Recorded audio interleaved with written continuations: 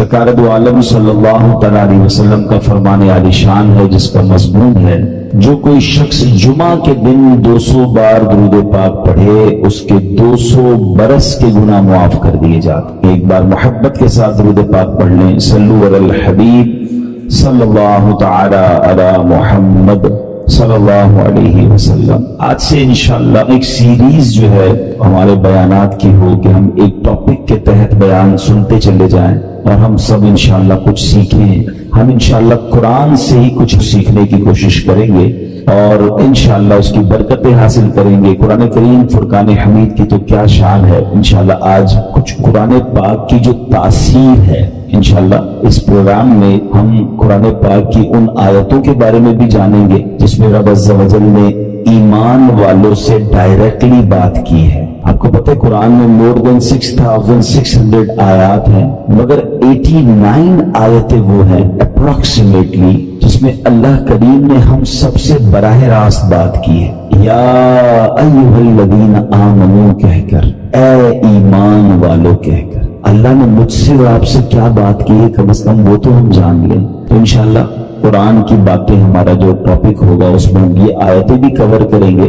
تقریباً قرآن پاک میں 100 کے قریب واقعات ہیں۔ اب قرآن پاک جہاں طبیعتوں پر اثر ڈالتا ہے، انسان کی کیفیتوں پر اثر ڈالتا ہے، وہ قرآن کریم امراض کو بھی دور کرتا ہے۔ جی ہاں، قرآن کریم باطنی امراض کو بھی دلوں کے صاف کرتا ہے، جسمانی امراض کو بھی کیسے دور کرتا ہے ذرا سنیے گا۔ قرآن میں اللہ فرماتا ہے یا ایھا الناس قد جاءتکم موعظۃ من ربکم وشفاء لما فی الصدور۔ ترجمہ کنز العرفان، اے لوگو تمہارے پاس تمہارے رب کی طرف سے نصیحت اور دلوں کی شفا آ گئی۔ مشہور مفسر قرآن حکیم الامت حضرت مفتی احمد یار خان نعیمی رحمۃ اللہ تعالی علیہ اس آیت کے تحت فرماتے ہیں قرآن کریم رب کی طرف سے بندوں کی روحانی پرورش کا ذریعہ ہے۔ دل کی بیماریاں جو انپٹ ہوتا ہے نا، دل کی جو باطنی بیماریاں ہیں، فرمایا جہالت، شک، شرک، نفاق، برے عقیدے، برے اخلاق، حسد، کینہ، ہوس، دنیا کی حرص، عداوت، یہ تمام گناہ جو ہیں ان سے قرآن کریم ان سب کی اصلاح کرنے والا ہے۔ اللہ کرے کہ ہم قرآن کو پڑھیں اور دل سے پڑھیں، انڈرسٹینڈ کرنے کی کوشش کریں کیسے امپیکٹ ڈالتا ہے۔ ایک اور واقعہ سنیں، اللہ ان توبہ کرنے والوں کے صدقے ہمیں بھی سچی توبہ عطا فرمائے۔ علامہ ابن جوزی رحمۃ اللہ تعالی لکھتے ہیں ایک عبادت گزار بزرگ تھے، 40 سال تک بر اعظم افریقہ کا بڑا مشہور ملک سوڈان، وہاں ایک غار میں رہ کر اللہ کی عبادت کرتے تھے۔ کہتے ہیں میں اس غار میں تھا تو ایک شخص اس غار میں آ گیا اور اس کے پاس کھانا بھی تھا، شراب بھی تھی۔ وہ آ کر بیٹھ گیا، اس نے مجھے دیکھا نہیں، میں اسے نظر نہیں آ رہا تھا، تو اس نے شراب پینا جب جیسے ہی شروع کی، برتن اٹھایا تو میں نے اونچی آواز میں قرآن پاک کی یہ آیت تلاوت کی۔ یہ آیت جو ہے نا کئی لوگوں کی توبہ کا سبب بنی ہے۔ بڑے بڑے بزرگ جو ہیں جو بدلے ہیں، جو ان کی لائف کا ٹرننگ پوائنٹ تھا نا، وہ یہ ایک قرآن پاک کی آیت ہے۔ کبھی موقع ملا تو میں انشاءاللہ اس آیت کو مزید اس کے واقعات بیان کروں گا۔ حضرت کہتے ہیں کہ میں نے اس شرابی کے سامنے غار میں بیٹھ کر قرآن کی آیت پڑھی۔ ذرا اس آیت کا ترجمہ بھی سنیے گا۔ آیت کیا ہے؟ پارہ 27 ہے، سورہ حدید، آیت نمبر 16۔ اللہ فرماتا ہے أَلَمْ يَأْنِ لِلَّذِينَ آمَنُوا أَن تَخْشَعَ قُلُوبُهُمْ لِذِكْرِ اللَّهِ، کیا ایمان والوں کے لیے ابھی وہ وقت نہیں آیا کہ ان کے دل اللہ کی یاد اور اس کے حق کے لیے جھک جائیں؟ کیا اب بھی وہ وقت نہیں آیا؟ قرآن نے گویا ہلایا ہے، جھنجھوڑا ہے۔ اب اس زمانے کے لوگ تو عربی سمجھتے تھے، تو وہ کہتے ہیں جیسے ہی میں نے وہ آیت پڑھی تو نوجوان رک گیا شراب پینے سے، دائیں بائیں دیکھا، اس کو کوئی نظر نہیں آیا۔ جیسے ہی دوبارہ اس نے برتن شراب کو اٹھایا، میں نے پھر یہ آیت پڑھی أَلَمْ يَأْنِ لِلَّذِينَ آمَنُوا أَن تَخْشَعَ قُلُوبُهُمْ لِذِكْرِ اللَّهِ، کیا ایمان والوں کے لیے ابھی وہ وقت نہیں آیا کہ ان کے دل اللہ کی یاد اور اس کے حق کے لیے جھک جائیں؟ اب کی بار تو جب قرآن کریم اس نے سنا تو اس کے دل میں یہ باتیں تاثیر کا تیر مطلب بن کر اتر گئی، ہاتھ سے شراب گر گئی اور کہنے لگا بلا واللہ قد آن، کیوں نہیں، خدا کی قسم کو وقت آ گیا ہے، میرا دل اللہ کی طرف جھک گیا ہے، بس یہ کہتا جا رہا تھا، وہ غار سے نکل گیا۔ بزرگ کہتے ہیں پیچھے پیچھے چلنے لگا کہ دیکھو اس کی توبہ کیا رنگ لاتی ہے۔ اس کی زبان پر ایک ہی جملہ ہے بلا واللہ قد آن، کیوں نہیں، خدا کی قسم توبہ کا وقت آ گیا ہے۔ بزرگ کہتے ہیں اسی کیفیت میں جا رہا تھا، آگے بہت بڑا دریا آ گیا، مگر وہ اپنی کیفیت میں تھا، بغیر سوچے سمجھے دریا پر پیر رکھا، مگر میں دیکھ کر حیران ہو گیا کہ وہ دریا کے اوپر سے چلتا ہوا نکل گیا۔ جو تھوڑی دیر پہلے شراب پی رہا ہے، سچی توبہ کرتا ہے، اللہ اس کو کون سا مرتبہ عطا فرما دیتا ہے۔ تو یہ ہے قرآن، یہ ہے قرآن کی تاثیر، یہ ہے قرآن کا امپیکٹ۔ ہمارا پرابلم یہ ہے کہ ہمارے گھروں میں برسوں سے قرآن ہے، شاید ہر سال قرآن خوانی کرتے ہیں، پورا ہر سال رمضان میں تلاوت کرتے ہیں، بٹ ہم انڈرسٹینڈ نہیں کرتے، اس کو سمجھنے کی کوشش نہیں کرتے، اس کا ایکسنس، اس کے عطر لینے کی کوشش نہیں کرتے۔ ورنہ واللہ جس دن آپ قرآن سمجھ کر پڑھنے لگ گئے، آنکھوں سے آنسو نہیں رکیں گے۔ جن کو کچھ قرآن سمجھ آتا ہے نا، جب کبھی امام صاحب تلاوت کر رہے اور کسی ایسی قرآن پاک کی خوبصورت آیت پر پہنچتے ہیں، سورت پر پہنچتے ہیں، جی نہیں چاہتا امام صاحب رکوع میں جائیں، جی چاہتا یہ اور پڑھتے رہیں، اللہ کی باتیں اور بتاتے رہیں۔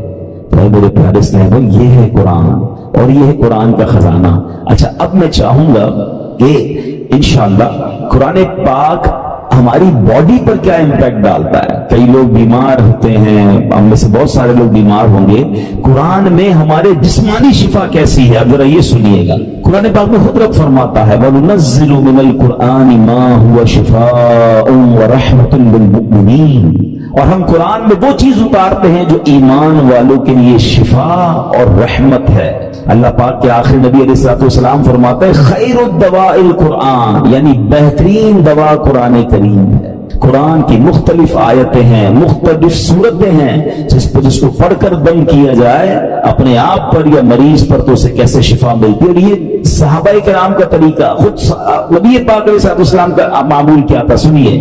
پیارے آقا علیہ الصلوۃ والسلام کا یہ معمول کہ صحابہ کرام اور بڑے بڑے اولیاء کرام تقریباً 1450 صدیوں سے امت کے مجربات یعنی تجربہ شدہ کاموں میں ہے کہ قرآنی آیات پڑھ کر دم کیا جائے تو اللہ پاک شفا عطا فرماتا ہے۔ مسلمانوں کی امی جان بی بی عائشہ صدیقہ رضی اللہ تعالیٰ عنہ فرماتی ہیں کہ نبی پاک علیہ السلام کے اہل خانہ میں سے جب کوئی بیمار ہوتا تو آپ علیہ السلام معوذات یعنی سورہ فلق اور سورہ ناس پڑھ کر اس پر دم کیا کرتے تھے۔ تو میں آپ سب کو مشورہ دیتا ہوں، روز صبح اپنے گھر سے جب نکلیں یا فجر کی نماز پڑھیں، اول آخر درود پاک، سورہ فلق اور سورہ ناس پڑھ کر اپنے ہاتھ پر دم کریں اور پورے جسم پر پھیر لیں۔ اپنے بچوں پر اسکول جانے سے پہلے دم کریں، مدرسے میں جانے سے پہلے دم کریں، یہ گویا ان کا ایک حصار ہے۔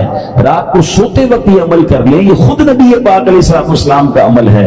یہ انشاءاللہ بلاؤں سے، مصیبتوں سے آپ کی حفاظت بھی کرے گا اور یہ بیماریوں کو بھی دور کرے گا۔ ایک مرتبہ ایک صحابی نے بچھو کاٹنے پر سورہ فاتحہ پڑھ کر دم کیا، اللہ پاک نے اس مریض کو شفا عطا فرما دی۔ ایک صحابی کے قبیلے میں ایک پاگل شخص تھا جس کو لوگ زنجیروں سے باندھ کر رکھتے تھے، صحابی رسول نے 3 دن صبح و شام 3 مرتبہ سورہ فاتحہ پڑھ کر دم کیا، اللہ پاک نے اسے پاگل پن سے شفا عطا فرمائی۔ اللہ کے کلام میں کمال ہے، ہم کاش اللہ کے کلام سے محبت کریں اور اس کی برکتیں لوٹیں۔ ایک بار حضرت عمر فاروق رضی اللہ عنہ کو کیسر روم کے بادشاہ نے خط لکھا، میرے سر میں درد ہے اور دائمی درد ہے، ٹھیک ہی نہیں ہوتا ہے۔ تو حضرت عمر رضی اللہ عنہ نے اس کو ایک ٹوپی بھیج دی۔ اچھا کمال یہ تھا جب وہ ٹوپی پہنتا درد ختم ہو جاتا، جیسی ٹوپی اتارتا درد پھر شروع ہو جاتا۔ اس بادشاہ نے کہا ہے کیا اس ٹوپی میں؟ جب اس ٹوپی کو کھولا گیا تو اس ٹوپی میں ایک کاغذ ملا جس پر بسم اللہ الرحمن الرحیم لکھا ہوا تھا، حضرت عمر نے لکھ کے بھیجا تھا۔ تو اس سے یہ بھی پتا چلا کہ تعویذات جو ہے اس میں کوئی حرج نہیں ہے کہ ان تعویذات میں اللہ کا نام ہو، اس میں قرآنی آیات ہوں۔ بعض اوقات ماد اللہ جادو اور اس طرح کی چیزیں، اس سے تو کوئی تعلق نہیں ہے، مگر قرآنی آیات اللہ کے نام پاکیزہ ناموں سے الحمدللہ بہت برکتیں ملتی ہیں، اور یہ صحابہ کرام اور ہمارے بزرگوں کے طریقے سے ثابت ہے۔ علماء کرام نے احادیث کی روشنی میں اور اپنے تجربے سے قرآنی سورتوں کی الگ الگ تاثیریں بیان کی ہیں، اب سنتے جائیے۔ سورہ فاتحہ 100 مرتبہ پڑھ کر جو دعا مانگی جائے وہ دعا قبول ہو جاتی ہے۔ سورہ بقرہ کی تلاوت سے شیطان گھر سے بھاگ جاتا ہے۔ آیت الکرسی پڑھنے سے محتاجی دور ہوتی ہے۔ سورۃ الکہف کو ہمیشہ پڑھنے والا دجال کے فتنوں سے محفوظ رہے گا۔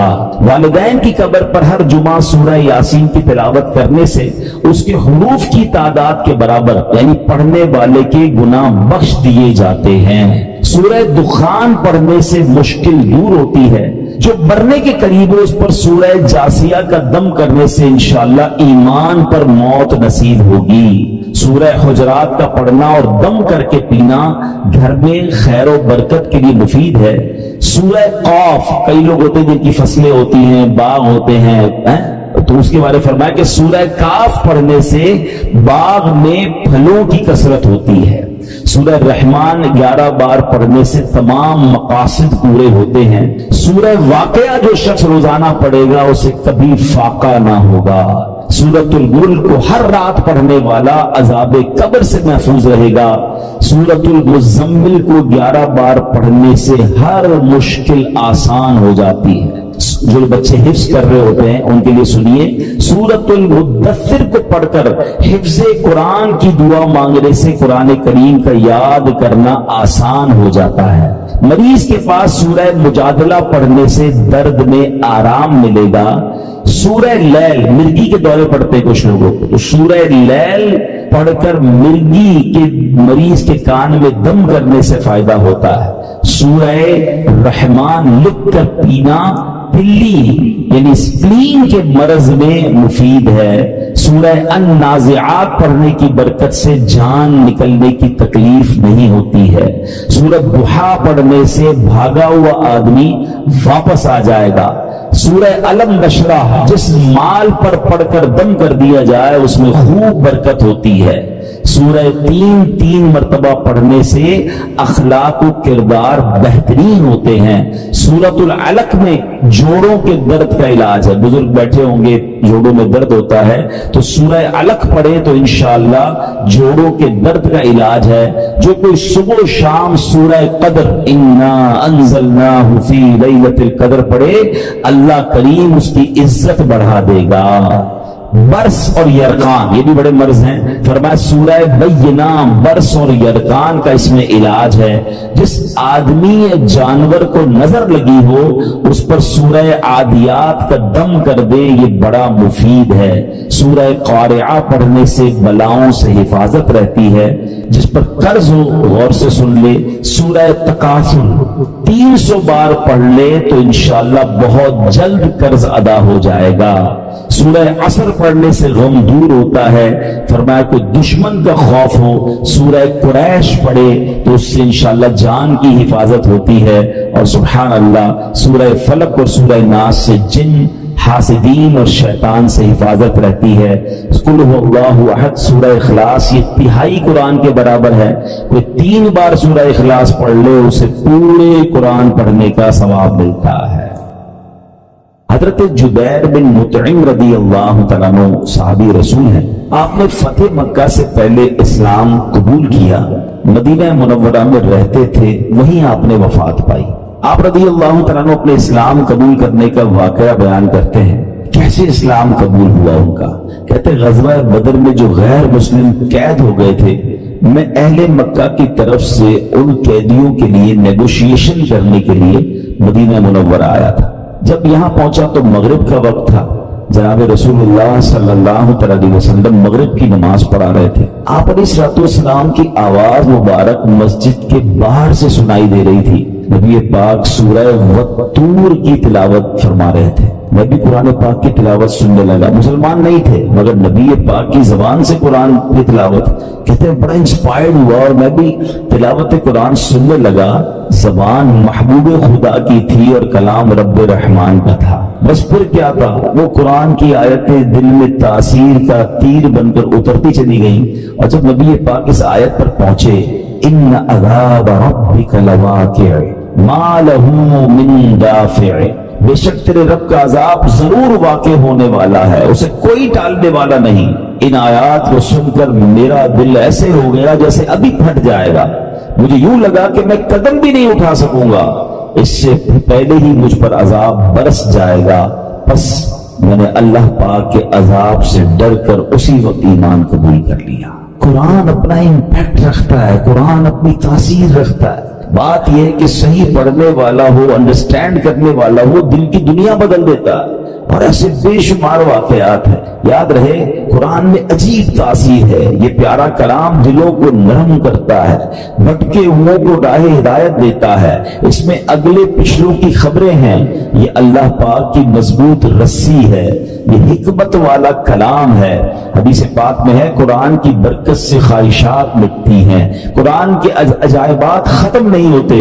قرآن کریم کے مطابق کوئی بات کرے وہ سچا ہے، جس نے قرآن پر عمل کیا وہ ثواب پائے گا، جو قرآن کریم کے مطابق فیصلہ کرے وہ انصاف کرنے والا ہوگا، اور جو قرآن کریم کی طرف بلائے ضرور وہ سیدھی راہ کی طرف بلانے والا ہوگا۔ ایک حدیث پاک میں فرمایا جس طرح اللہ پاک اپنی تمام مخلوق سے افضل ہے، ایسے ہی اللہ پاک کا کلام بھی باقی تمام کلاموں سے افضل و اعلیٰ ہے۔ یعنی اللہ پاک کا جو مرتبہ مخلوق میں ہے سب سے افضل والا ہے نا، تو کلام الہی کا جو مرتبہ ہے وہ دنیا کے تمام کلام، تمام کتابوں میں افضل و اعلیٰ وہ کلام ہے۔ سبحان اللہ، وہ رب کا کلام ہے۔ یاد رہے میرے پیارے اسلامی بھائیوں کہ قرآن مجید فرقان حمید کس طرح چھوٹی سی یعنی چند آیتوں کے ذریعے کیا کچھ ہمیں عطا فرماتا ہے۔ حضرت زید بن اسلم رضی اللہ تعالیٰ سے روایت ہے، ایک مرتبہ ایک شخص بارگاہ رسالت میں حاضر ہوا، پیارے آقا سید الانبیاء صلی اللہ علیہ وسلم نے ایک صحابی رضی اللہ تعالیٰ کو فرمایا اس نئے آنے والے شخص کو قرآن کریم سکھاؤ۔ اس صحابی نے اس شخص کو سورہ زلزال سکھانا شروع کی۔ جب انہوں نے سورہ زلزال کی 7ویں آیت سکھائی تو وہ شخص کہتا ہے بس اب مجھے کافی ہے، 7 آیتیں سیکھنی ہے بہت ہے۔ ان صحابی نے بارگاہ رسالت میں عرض کیا کہ حضور انہوں نے صرف 7 ہی آیتیں سیکھی ہیں اور کہتے ہیں مجھے کافی ہے۔ نبی پاک علیہ الصلوۃ والسلام نے فرمایا اسے چھوڑ دو، اسے فقاہت یعنی دین کی سمجھ مل گئی ہے۔ یعنی 7 آیتیں سیکھ کر، کیونکہ آیتیں تو قرآن کی ہر آیت میں خزانہ ہے نا، جس نے دل سے سیکھ لیا، سمجھ لیا، میسج آف قرآن لے لیا، وہ 7 آیتیں اس کے لیے زندگی بھر کے لیے کافی ہو جاتی ہیں۔ تو قرآن ایسا خزانہ ہے، سبحان اللہ، میرے رب کا کلام ہے قرآن۔ واہ کیا بات پیارے قرآن کی، مصطفیٰ پر ہوا ہے یہ نازل، اس میں ہر شے کا ہے بیان شامل، سب سے افضل کتاب ہے قرآن، واہ کیا بات پیارے قرآن کی۔ اے میرے پیارے اسلامی بھائیوں، ایک بڑا ہی کمال کا واقعہ جو میں بات کر رہا ہوں نا کہ قرآن دلوں کی دنیا کیسے بدلتا ہے۔ اللہ کرے میں اور آپ قرآن سے دوستی کر لینا تو توبہ کرنے کے لیے، سدھرنے کے لیے، اللہ کی طرف رجوع لانے کے لیے قرآن کیا کمال کا کردار ادا کرتا ہے۔ حضرت ابو ہاشم رحمۃ اللہ تعالی علیہ فرماتے ہیں ایک مرتبہ میں بصرہ جانے کے لیے ایک کشتی میں سوار ہوا، اس کشتی میں ایک مرد بھی تھا، اس کی کنیز بھی تھی۔ ان کا پلان کچھ اور تھا، برے کام کرنے کا پلان تھا۔ وہ کہتے جب کشتی آگے بڑھی تو اس مرد نے اپنی کنیز سے کہا ذرا شراب نکالو، شراب لائی گئی۔ وہ مرد کشتی میں بیٹھ کے شراب پینے لگا، اپنی کنیز کو کہا کچھ گانا سناؤ، وہ کنیز جو ہے وہ گانا گانے لگی۔ تھوڑی دیر بعد انہوں نے مجھے دیکھا، ابو ہاشم رحمۃ اللہ تعالیٰ کہتے کہ آپ یہ گانا گا رہی ہے، آپ کے پاس اس سے اچھی کوئی چیز ہے؟ وہ اللہ والے تھے، انہوں نے ان کے سامنے قرآن پڑھنا شروع کیا۔ اب قرآن میں جو ردھم ہے، قرآن میں جو خوبصورتی ہے، قرآن جو دلوں کو امپیکٹ ڈالتا ہے، کیا خوبصورت آیتوں کو انہوں نے انتخاب کیا۔ انہوں نے قرآن پاک کی سبحان اللہ کون سی سورہ پڑھی؟ سورہ تکویر، یہ ہلا دیتی ہے سورہ